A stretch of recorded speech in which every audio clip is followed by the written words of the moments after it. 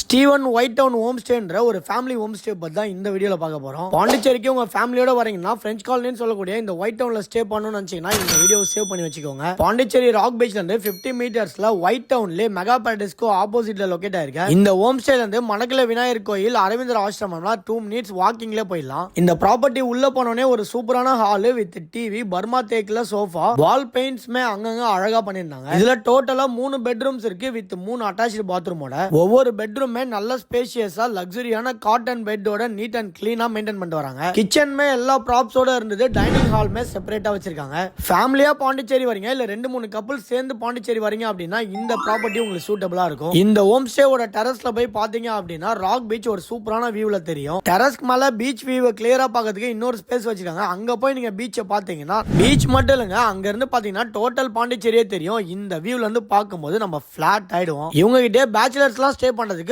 ஆப்போசிட்ல தனியா ரூம்ஸ் வச்சிருக்காங்க. பாண்டிச்சேரி நீங்க வரீங்கன்னா இவங்களோட கான்டாக்ட் நம்பர் ஸ்கிரீன்ல கொடுக்குறேன். கால் பண்ணி உங்க ரூம்ஸை புக் பண்ணிக்கோங்க.